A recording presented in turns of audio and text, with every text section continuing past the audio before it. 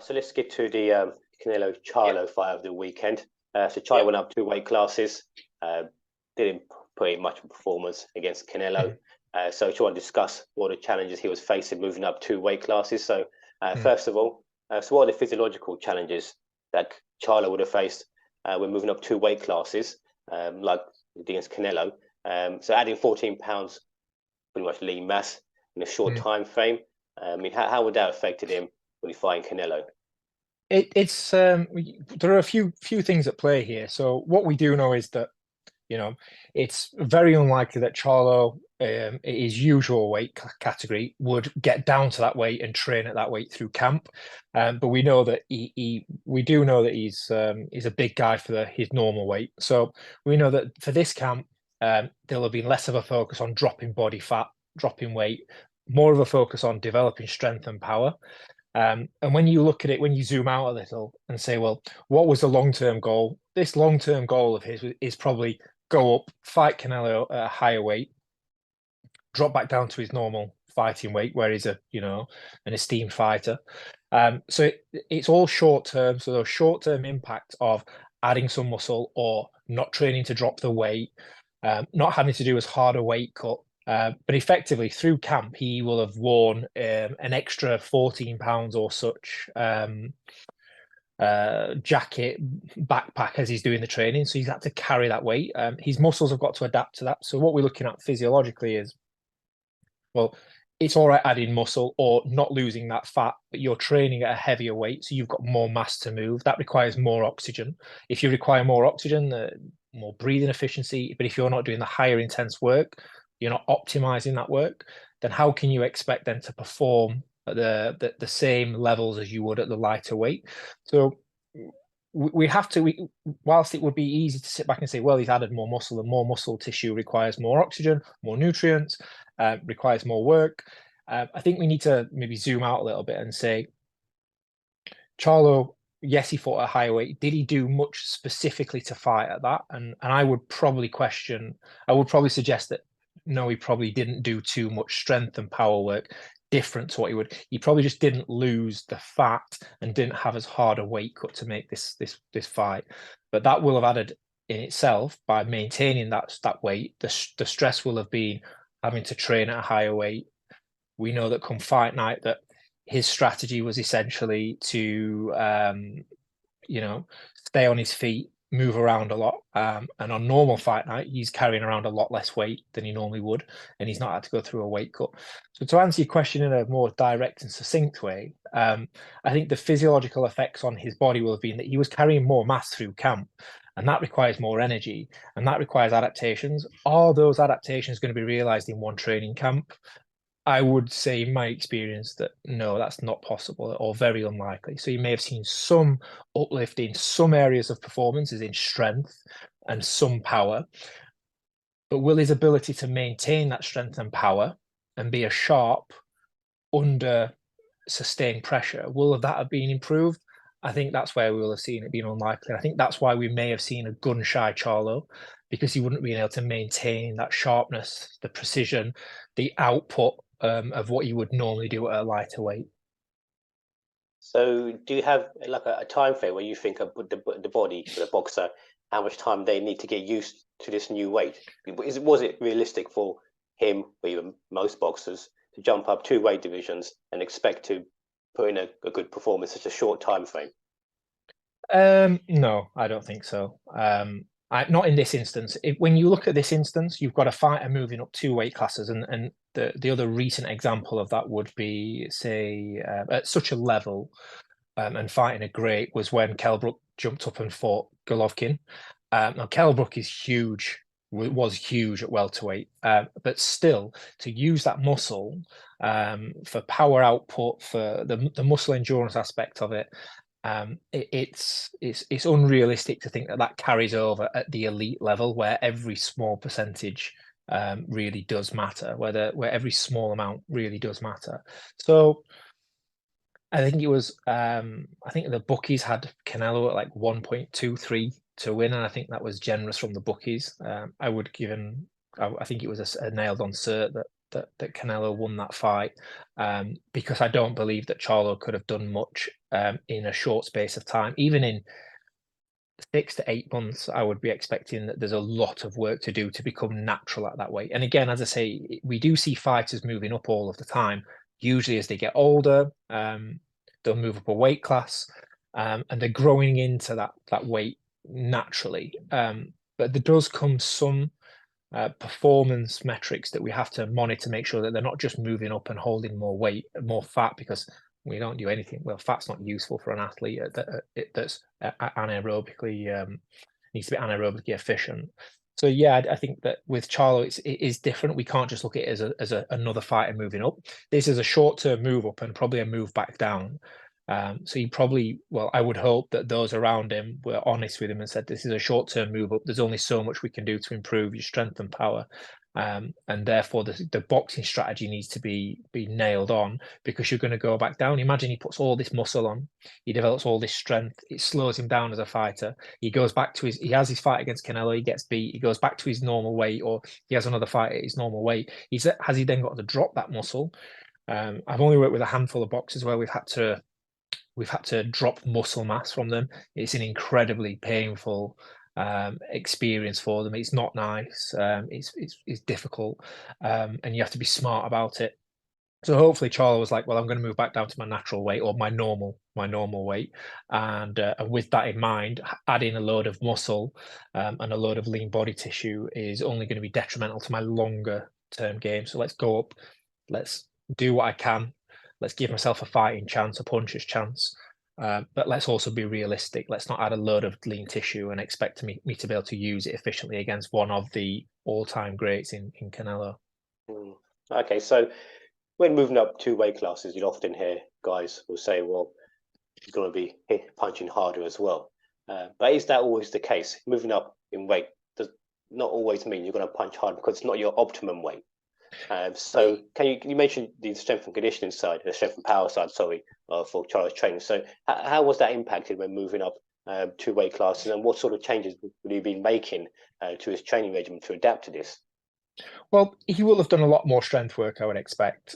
You're fighting bigger guys, and yes, you can argue that he spars bigger guys in the gym in preparation. And as we've discussed before, that there's no better training for boxing than boxing. But I would hope that some real strength work was done during camp to ensure that he had the baseline strength to hold off the bigger man through a 12-round fight. And we also know that sparring and fighting's fighting. So I think that more adaptation for strength work would have been done. But with that comes, just because you're stronger doesn't mean you're more powerful and you have the same pop. We know that landing a punch isn't just pure strength, because Prince Naseem Hamed probably wasn't the strongest guy, but he could certainly bang like a heavyweight, according to many in the gym. So we have to look at it's more than just strength, and it's okay being strong, but his job isn't to lift a barbell off the floor for 3 reps or 1 rep. His job is to punch one of the all-time greats and hopefully land a meaningful punch. I would question, did we really see that? I don't think we saw him do that as to what he would do as at a lighter weight fighter. So I don't think there's much that could be done in such a short space of time to make him truly competitive, and the fight reflected that. I think there's only so much that could be done. So no, I don't think that much could be done strength and conditioning wise. I would want to see him fit and conditioned and adding some strength, but boxers should always be looking to get stronger. If you can use that strength, it's where adding muscle tissue becomes a problem. It can slow them down. Was his punch output maintainable?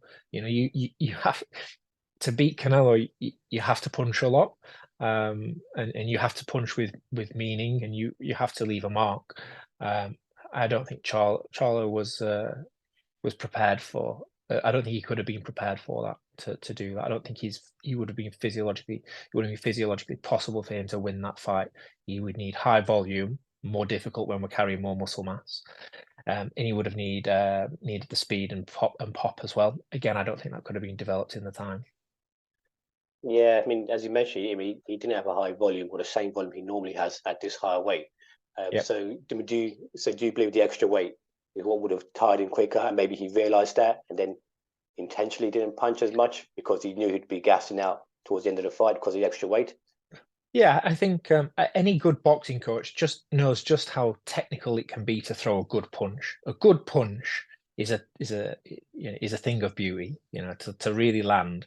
And when you're fighting at that level, when you're fighting at the real upper echelons of boxing, you need the precision, you need the volume, and you need the power as well. So all of those things, I don't think it could be maintained with such a short camp. And we're talking like I would want a year for a fighter to move up 2 weight categories. I think carrying that extra weight in training, there's the timing needs to be perfect. Was the timing off? I think in quite a few of the exchanges, he looked like his timing was off. Well, you're carrying more muscle mass, so your timing is going to be slightly different. You're not training to drop weight. You're not actually training at a lower weight. Now, here's the other thing that's probably worth noting. In my experience, when a fighter moves up weight categories, they don't all of a sudden just look to add muscle mass. They just focus less on losing fat. So what that means is that his weight cut, people will say, will have been easier, and it should be theoretically, because he's like, well, he doesn't have to get down, he doesn't have to boil down as much to make the weight. But in theory, in practice, what usually happens, in my experience with fighters who I've worked with that move up, what happens is they reset a new baseline. So they have a similar amount of weight to lose, but they let their weight creep up a little bit higher. So whereas, let's say a guy has to get down to 70, then they usually sit at 78. This time, if they only have to get down to 76, they may sit at 80. So they're carrying a heavier body weight around, and then that puts more stress on the heart, the muscles, the whole cardio-metabolic system. So yeah, I think just the overall moving up in weight has to be done very, very strategically, because I think it can have a real impact on performance. Boxers really need to be smart when they're moving up in weight. If you're moving up because of Father Time catching up with you, then we don't see that many fighters these days move up in weight and have a longer career. They have a few fights, and usually it's done. And I think with Charlo, I think that the smart move is that he moves back down and gets back to that peak physical condition where he can have higher output, where he can keep his power, where he can maintain a good weight for training at. So his power to weight ratio is still, competitive. And I think that's something that we need to consider. Was his power to weight ratio ever going to be competitive against Canelo? Probably. Well, we know it wasn't. So, is there an optimum weight then? Is it true that there's an optimum weight then as for your sort of translation of power? So Charlo's 154-pound fighter. Just by moving up to 168 does not mean that he's been punching harder just because they're on weight. Is that the case? Well, it doesn't mean that you may punch harder, but can you punch as hard for as many punches? And also, you're getting hit harder as well. Like the bigger guys hit harder, and if it's natural for them to be fighting and exchanging with guys at that weight than what it is for you, then obviously they're going to be more conditioned to taking those volume and power punches, and you're going to be coming up as a smaller fighter. I don't believe Charlo's ever known as like an absolute banger. He's a great fighter to watch, but I don't think resistance. So by adding on the extra weight. How true is it that the extra weight will aid the punch resistance? Because as you said, you can then go start taking punches for longer as well. It's going to wear down you as well. So what's the lowdown here on the punch resistance when added on weight? We don't have any specific scientific studies to relay to in saying, well, if you add some weight, your punch resistance will improve. What we would look at is that without a hard weight cut, we know that without severe dehydration, your punch resistance is increased. We know that severe hydration or severe dehydration of a weight cut can decrease your punch resistance. So we know that his weight cut shouldn't have been as bad for him to get down to what he normally fights at. So we could say that we would expect that his punch resistance due to that would be improved. But that's making assumptions of all things being equal, and all things weren't equal. He wasn't fighting a fighter that he usually fights, so a weight category that he usually fights at. So we can't say significantly that he would increase his punch resistance, but you would expect that it would, him fighting at a more natural weight for him to walk around at. He would have a higher punch resistance. Okay. So we're moving up 2 weight classes. A boxer's speed, agility, overall ability, I mean, it's going to be affected. So what can be done to sort of mitigate any negative effects? And Charlo added on weight, but then his strategy for the fight seemed to be a lot of movement in the ring, which is sort of the opposite of what he'd want to be doing. Added on, so much weight for the Canelo fight. So was that wise considering the extra weight he's carrying him? Would that drain him quicker? That a lot of extra movement? Was that a wise decision?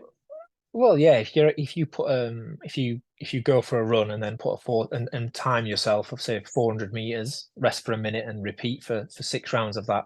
If you do that and then the next day you go back and do 400 meters with a 14-pound backpack on, you're going to know about it. So yeah, him having to carry around that extra weight, but with a good enough, strategic enough fight camp, you would expect that wouldn't have a huge impact. But I would question whether the camp was set up strategically for him to absolutely win that fight.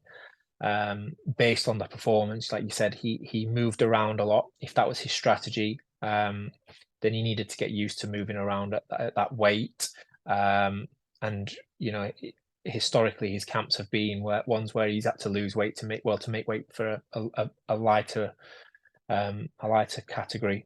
So I would say that coming into this fight, he's carrying more weight. Therefore, that's going to be like carrying a 14-pound backpack into the ring. That's going to have an effect. That's going to tire you quicker. We saw that his punch volume was lower than previous fights. That's probably a mix of his conditioning, but also the fact that Canelo is just an exceptional fighter. So chances are he's going to come back down to 154 pounds is Charlo. So what are potential health risks or long-term consequences associated with moving up 2 weight classes and then coming back down? I mean, the most famous case, I suppose, is Roy Jones Jr. Went up to heavyweight, won the title against Ruiz, came back down against Tava. I think he won the first fight, and then light heavyweight, he lost the second time around. And then people say Jones was never the same after that. So what's the risk there for Charlo, going back down in weight after coming up in weight? I think the risks, if I was in his team, the risks for me would be, how accustomed to that new weight is he, but also like how much more difficult is the next weight cut going to be, and will he give himself enough time to maybe drop some of that muscle that he's probably added. And how can you get his performance back to being what it was before the Canelo fight when he previously fought at his natural weight category? So for me, I would be looking at, has he lost any speed because he's added some muscle? Is his endurance, his conditioning to be a high volume puncher? And can he maintain that coming back into the lower weight? And will the weight cut, because he's not getting any younger, obviously, he's not a young pup anymore, and weight cuts are difficult. They do leave scars. So will he have the psychological edge to still make that weight moving forward? We know that other fighters have struggled once they've moved up to then move back down. It can have an impact. It's like Roy Jones is a perfect one. He went from didn't have to make weight, so he's dropped down to light heavy, which is a huge gap. Light heavy, the distance between light heavy and heavyweight is huge, and I think we did see a bit of an impact in Roy Jones Jr. Because of that. 14 pounds for Charlo, percentage wise, it's actually not that different from heavyweight down to light heavy. So yeah, I think we could see an impact in the next fight. His next fight, back at 154, will be very interesting. You think it'd be wise a decision to go down to 160? And how hard must it be to lose muscle mass then in the correct way for a fighter? That's quite very. You see that size come on, that muscle, and now you've got to lose it. How would you go about doing that? Extreme calorie restriction, and it depends where the muscle's being put on. Like I have experience of working with a fighter who had huge legs, and through testing that we did, we realized that not all of that muscle was needed on the legs. So to drop some of the muscle off the legs meant extremely low calories and a lot of time on a bike and on an indoor bike to lose muscle that we weren't going to use. How does Charlo do that? Well, he probably needs to be on a diet a little bit longer. He's just had a career high payday. Is he really going to be motivated to want to be on a diet for a long time? Is he really going to be motivated to do the very specific work to drop any additional muscle, or will his body, once he starts dieting, just drop that muscle naturally? You would hope that with the right team behind him, the right sports science team, that they have a strategy in place for him to do that. And it was just a case of letting him be more natural for this fight against Canelo, not changing too much with an eye. And as I said previously, they will have had an eye on the fact that he's going to drop back down to 154. So yeah, I think it would be very, very difficult for him to drop down to 154 if he's done a lot of work to be competitive against Canelo at the fight at the weekend. If he didn't do a lot of work, then it'll be easier to maintain back down to where he was before. That said, there's a lot more to boxing than just the physiology and the sports scientists have got to say. There's the whole psychology as well. I'm not sure what his lifestyle is like out of the gym, whether he lives the life or whether he, blows up in weight and goes disappearing like some fighters do. If he does, then I dare say that his sports science team and his coach have got a hard time ahead getting back down to 154, getting him motivated again for that. So that's quite interesting what you've mentioned. So it's all about muscle memory then. So you've added on some muscle, and now you've lost that muscle. But so where does muscle memory come into play? And does that mean that after when he fights next and he weighs in and he's got a day, 36 hours for the fight, is he naturally going to go up to a higher weight because he just fought at 168? No, he won't naturally go back up. It will depend on where you get him to. Like, so with a fighter that I work with, say longer term, we track so much data. Like we'll track the morning weight, we'll track the evening weight, a few times a week, just to make sure that like the body is trending down. How is hydration affecting them? We'll run DEXA scans, cardio-metabolic testing to see how they're see where the body fat is for the DEXA scans, the lean body masses, and then use the cardio-metabolic. Like how useful are they with oxygen? Are all the muscles, using oxygen as we would hope? Is the cardio-metabolic system as efficient as we want? What are the limitations? So we run a hell of a lot of tests and data, as well as all the blood work side of things as well.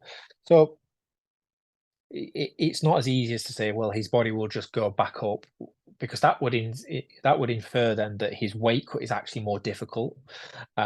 So for me, if I had all of this data and if he's got a stable sports science team and coach behind him, then they're going to say to him, okay, right now you've had that fight. Now we need to get you back into range, or we need to hold you where we are now rather than letting you go off the boil and go and party from this new weight, go from 168 up to 190. If he's down at like 154 before and he usually walks around at 175, then the last thing you want is him going up to 190 now to get back to 154. That's going to be very, very difficult. So again, if they have all the data, they should be saying to him now, okay, cool, couple of weeks off, tick over, let's do the recovery work.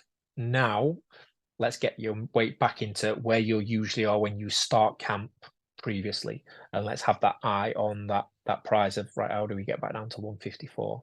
I wouldn't say that muscle memory is something that I'd be concerned about.